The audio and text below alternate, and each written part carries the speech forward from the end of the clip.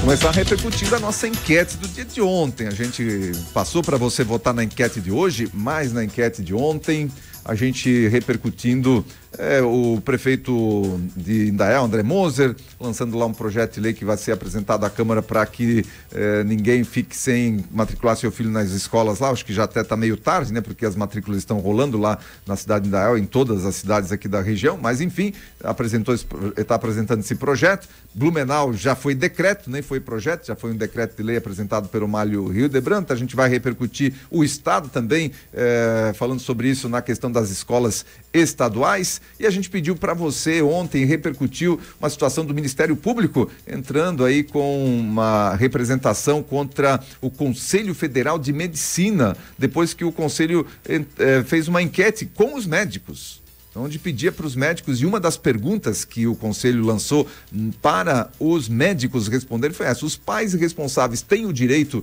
de não optar pela imunização de suas crianças? E a gente reproduziu essa pergunta ontem na nossa enquete, e a resposta foi a seguinte da nossa audiência: 89,3% das pessoas que responderam disseram sim, os pais têm o direito de não optar pela imunização de suas crianças, e apenas 10,7% responderam que não, que os pais não têm esse poder, não têm essa possibilidade, né, de decidir sobre a questão da imunização dos seus filhos. Tem 10%, quase 11%, que acham que é o dever do Estado, e se o Estado manda, o pai tem que obedecer. É assim que as pessoas aqui, quase 11%, pensam, e 89,13% dizendo não, os pais irresponsáveis têm sim o direito de não optar pela imunização de suas crianças. Pergunta que foi respondida pelos médicos, e em função dessa enquete lançada pelo Conselho Federal de Medicina entre os médicos, ele está sendo agora meio que investigado aí pelo Ministério Público de São Paulo. Olha, a Câmara de Blumenau faz maior devolução da história do Executivo. O presidente da Câmara Municipal de Blumenau, o vereador Almir Vieira, do PP, representando aí os vereadores de Blumenau, anunciou na última quinta-feira, durante a primeira sessão ordinária do ano, o maior repasse da história de R$22.050.000 para a Prefeitura de Blumenau. O valor é referente às economias feitas pelo Legislativo ao longo de 2023, com o valor do 10º, repassado aí pelo Executivo para a manutenção das atividades parlamentares. As palavras aqui do presidente da Câmara, Almir Vieira, fez a entrega simbólica de um cheque firmando o compromisso do Legislativo com Blumenau. Este valor pode ser destinado a melhorias em diversas áreas, beneficiando diretamente a qualidade de vida dos blumenauenses, cabendo ao Executivo decidir a melhor forma de aplicar. Olha, a gente pode avaliar essa notícia aqui de duas formas. A primeira, a Câmara economizou. E economizando, fez um repasse para a Prefeitura investir em outras áreas. Essa é a primeira análise que a gente pode fazer. Parabéns aí para a Câmara de Vereadores de Blumenau, que poderia ter simplesmente dado um jeito de gastar esse dinheiro e não gastou. Economizou e repassou para a Prefeitura. Outra análise que a gente pode fazer é o seguinte: olha quanta grana vem para os caras, né? Quanta grana vai para a Câmara de Vereadores, que além de gastar com o que gastam, além de bancar os salários e estrutura e tudo que gastam, ainda sobra 22 milhões. Então, ainda bem, né? Ainda bem que se tem essa consciência aqui na nossa região dessa economia, e esse repasse então para obras prioritárias lá no município de Blumenau, que essa prática também já aconteceu aqui na cidade de Timbó, acontece aqui na cidade de Timbó com uma certa frequência também através da nossa Câmara de Vereadores aqui, que essa prática seja uma prática estabelecida em todo o Brasil, né? Que seja padrão para todo o Brasil, mas principalmente que se estabeleça aí esses valores mais adequadamente, né? Porque uma sobra de 22 milhões também a gente pode olhar, poxa, foi repassado dinheiro a mais para a Câmara de Vereadores aí, porque não conseguiram gastar, né, o que tinha à sua disposição para gastar.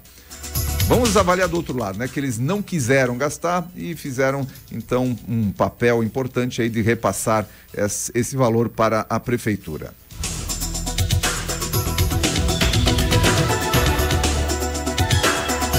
Vacinação contra a Covid não é obrigatória para matrículas na rede estadual, repercutindo ainda essa situação da nossa enquete do dia de ontem. O Ministério da Saúde, por meio do governo federal, anunciou a edição da vacina contra a Covid-19 no calendário de vacinação da criança a partir deste ano. Com a aproximação do início do ano letivo, a pauta gerou dúvidas aos pais e responsáveis sobre a obrigatoriedade da vacinação para garantir vagas em creches e escolas. Em Santa Catarina, conforme informações do governo do estado, mesmo que os responsáveis não apresentem a carteira de vacinação, a matrícula ou frequência do aluno não será negada em nenhuma circunstância por esse motivo. Apesar de o estado possuir uma lei que recomenda a apresentação da carteirinha de vacinação durante o processo de matrícula e rematrícula das redes públicas e privadas, a criança não será impedida de frequentar a escola, mesmo que a carteirinha não esteja completa.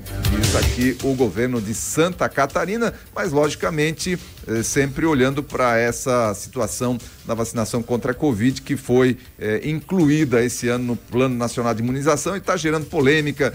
A gente já comentou sobre isso ontem, uma reportagem do Fritz, que é ali de Jaraguá do Sul, com uma conselheira tutelar, que inclusive falou aí da atuação do Ministério Público, que os pais podem ser intimados aí pelo Ministério Público também por essa situação. Enfim, repercutiu muito, foi Brasil afora e agora começou a repercutir, agora que está começando essa situação das matrículas escolares por aqui.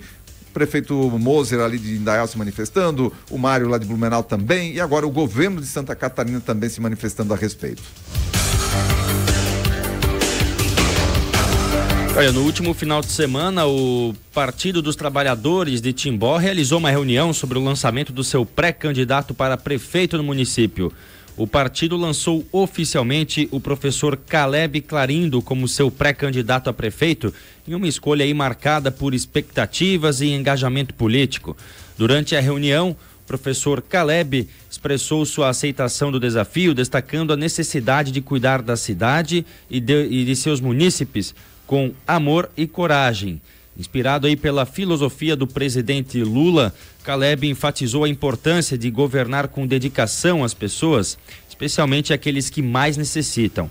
O pré-candidato reconhece o apoio essencial do PT de Timbó e do presidente Lula nessa jornada política. Além disso, o Caleb Clarindo conta com o respaldo aí da deputada federal Ana Paula Lima, fortalecendo ainda mais sua posição no processo eleitoral nesse momento. Pois é, o PT lançando aí seu pré-candidato a prefeito aqui na cidade de Timbó, vai participar do pleito. Nós vamos, não amanhã, sábado, mas no próximo sábado, nós vamos entrevistar aqui o pré-candidato a prefeito pelo PT, aqui da cidade de Timbó. A Rádio Cultura aberta, claro, a todos os espectros políticos aqui da nossa cidade, da nossa região, e como nós temos dado espaço para os pré-candidatos dos outros partidos aqui, da mesma forma, com o mesmo respeito, nós também vamos dar espaço, claro, para os pré-candidatos, candidatos aí do Partido dos Trabalhadores, sem sombra de dúvidas.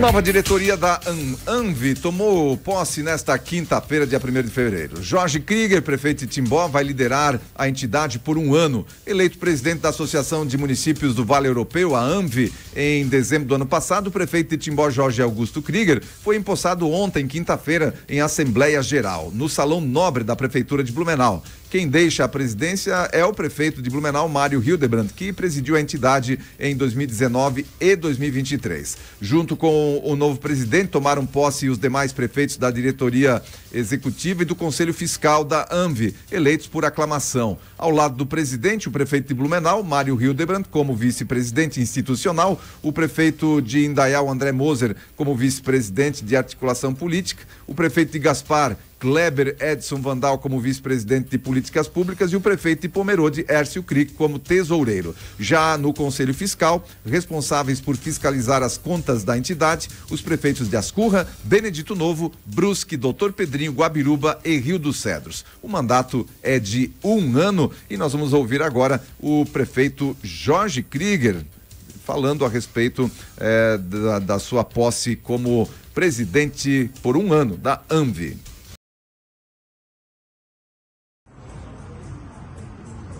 A nossa região do Vale Europeu, onde somos mais de 800 mil habitantes, representamos mais de 10,7% a economia do estado de Santa Catarina e precisamos com que o Estado e o governo federal também tenha um olhar mais sensível a pautas importantes que nós defendemos, seja na questão da mobilidade urbana, da infraestrutura, da segurança pública, da saúde, da questão também da defesa civil, algo cada vez mais recorrente aqui nas nossas cidades, e é esse trabalho, em conjunto com os demais prefeitos e prefeita, que nós iremos idealizar, fazer com que nós possamos ser ouvidos pelos nossos representantes, seja a nível de Estado, seja a nível federal, trazendo recursos para a implementação de importantes ações, trabalhando também políticas públicas, até porque muitas vezes as dores do menor município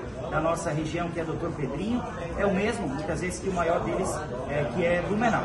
Então, trabalhar de forma harmônica, respeitosa, sempre promovendo o melhor para as nossas cidades e as pessoas que vivem nelas. Muito bem, essa foi a fala aí do prefeito Jorge Krieger, e agora novamente assumindo, ele que já foi presidente aí da ANVI e em um dos anos aí seu mandato como prefeito aqui de Timbó, e agora reassume, né, mais uma vez a presidência da ANVI. Sucesso aí o prefeito Jorge Krieger à frente dessa importante entidade que visa reunir esforços para trazer recursos e infraestrutura, principalmente aqui para nossa região, a região do Vale Europeu. Olha, Santa Catarina tem projeto para ligar cidades por ferrovias.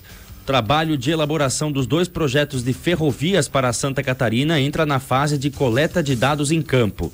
Nessa etapa, as equipes das empresas contratadas pelo governo do estado precisam acessar propriedades particulares nos mais diversos pontos do interior do estado por onde os futuros trechos deverão passar. Para que o estudo seja efetivo, é necessária a colaboração dos proprietários dos imóveis para permitir o acesso dos pesquisadores. Atualmente, Santa Catarina tem 2 projetos em desenvolvimento. Um deles de 319 quilômetros entre as cidades aí de Chapecó e Correia Pinto, e outro de 62 quilômetros entre Navegantes e Araquari. O investimento do estado é de cerca de 32 milhões de reais e a previsão de conclusão é para novembro de 2024. As empresas já realizaram levantamento topográfico com uso de imagens aéreas e com o fechamento deste levantamento feito em terra. Agora, as sondagens aí têm a função de determinar os tipos de solos, espessura, propriedades do solo em termos de resistência e nível do lençol freático. O acesso a esses locais é um dos grandes desafios das equipes que precisam encarar caminhadas, mata fechada e até mesmo atravessar rios e riachos. Olha, é um modal de transporte importantíssimo que foi simplesmente abandonado no nosso país. É de energia limpa, porque apesar de o trem utilizar também combustível fóssil, mas é muito menos combustível para transportar muito mais do que um caminhão transporta. Enfim, né, não sei por que o Brasil abandonou esse modal de transporte e, né, deixa aí as nossas rodovias abarrotadas de caminhões quando poderia se aliviar, né, jogando, né, uma parte desse transporte para o modal ferroviário. Santa Catarina saindo na frente aí com essa possibilidade. E outra coisa que chama a atenção aqui é que esse projeto, pelo que dá a entender a matéria, vai custar 32 milhões de reais para fazer esse projeto todo desses 2 trechos. Mas veja só, 32 milhões de reais para fazer um projeto tão importante para o estado.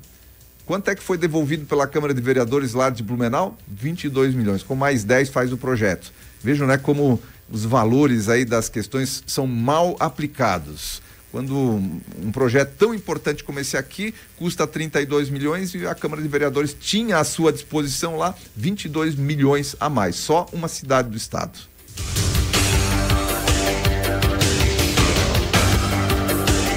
Pela informação do Portal 360, a principal evidência que embasou a decisão para busca e apreensão contra Carlos Bolsonaro, assunto que repercutiu bastante aí nos últimos dias, inclusive com a Globo News passando vergonha no crédito e no débito, a Daniela Lima da Globo News passando realmente uma vergonha danada tanto no crédito quanto no débito, não cansou de passar vergonha.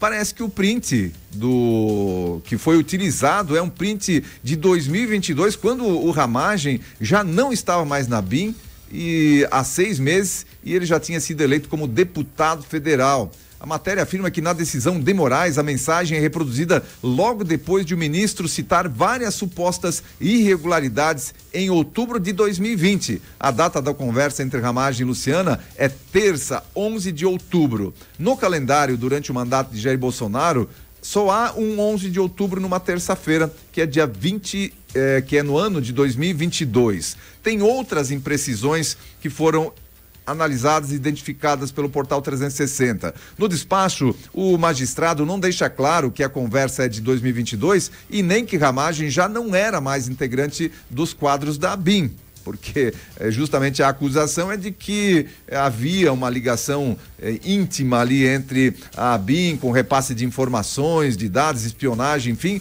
mas a conversa que foi usada ali nem é da época que o Ramagem era da ABIN. A mensagem em si não é conclusiva. A assessora diz que precisa muito de uma ajuda. Em seguida, dá o número de um inquérito que, segundo ela, envolvia Jair Bolsonaro e 3 de seus filhos. Pela mensagem, não fica claro que tipo de ajuda seria. Em uma primeira mensagem, cortada no registro, Luciana diz que deseja muito sucesso na nova etapa de vida de Ramagem, uma provável menção à eleição como deputado federal. Ele agradece e diz que agora o foco seria em eleger. Segundo o texto do Poder 360, há ainda uma confusão causada entre os documentos da Procuradoria-Geral da República e da decisão de Alexandre de Moraes. No caso da PGR, está registrado que as mensagens eram entre Ramagem e Luciana, assessora de Carlos Bolsonaro. Já no despacho do ministro do STF, está escrito que se tratou de uma conversa entre Luciana e outra mulher, Priscila, embora na imagem fique claro que se trata de Ramagem, que responde muito obrigado durante parte do diálogo. Ou seja, começa a investigar um pouco melhor, se chega à conclusão de que o Supremo Tribunal Federal, o Alexandre de Moraes, não precisa investigar, não faz nenhum tipo de investigação mais minuciosa. Qualquer osso da sopa para o Alexandre de Moraes. E aí acontece como em outros casos, vai lá, revira a vida do cara, às vezes vai até para a cadeia e depois chega à conclusão, como o Anderson Torres, é o caso do Anderson Santores, agora a situação mais recente, que chegou-se à conclusão que não há provas que façam com que ele, né, seja acusado de alguma coisa, para acusá-lo de alguma coisa. Não há provas e ele está preso. E o Alexandre de Moraes nem está olhando para essa decisão aqui de que não há provas contundentes contra ele. Ele está preso. Teve aí a sua vida devassada, teve a sua vida e da sua família também totalmente invadida, né? Uma vida que foi abreviada aí nesse período que ele está preso, enfim, e agora chegou à conclusão, depois de meses, de um ano, de mais de um ano, que não há provas concludentes. Agora fizeram agora que fizeram a investigação, antes prendem e depois vão investigar. É assim que está funcionando a nossa justiça relativa.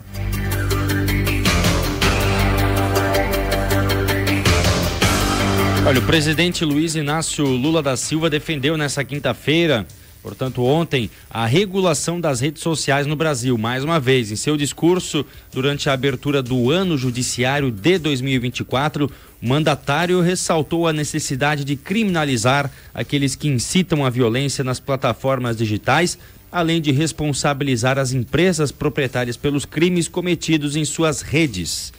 Nas palavras aqui do presidente, é preciso criminalizar aqueles que incitam a violência, mas é também necessário responsabilizar as empresas pelos crimes que são cometidos em suas plataformas. Aí ele cita exemplos aqui: a pedofilia, o incentivo a massacres nas escolas e estímulo à automutilação de adolescentes e crianças. Disse Lula, que enfatizou a importância de uma regulação democrática que leve em consideração tanto os benefícios proporcionados pela tecnologia quanto os retrocessos nas conquistas sociais. Olha, o discurso é bonito, mas se você for avaliar tudo isso que ele falou aqui, pedofilia, automutilação, massacre nas escolas, tudo isso já tem forma de investigar, já tem forma de chegar aos culpados, aqueles que fazem esse tipo de incitação a crimes, já tem forma de chegar a eles, já tem forma de investigar. Claro que tem.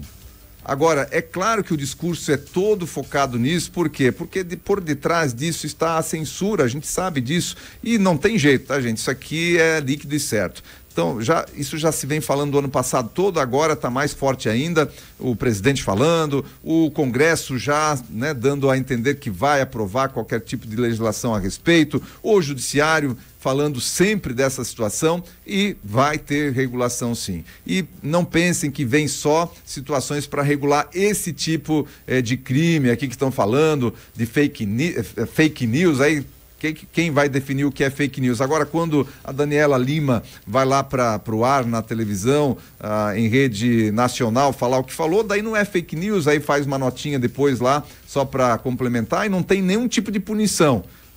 Agora as redes sociais, não, fake news, espalham mentiras, enfim, precisa regular. Olha, eu sempre falo isso aqui, essa frase não é minha, mas eu só reproduzo ela, que não é das mentiras que eles querem se proteger, é das verdades.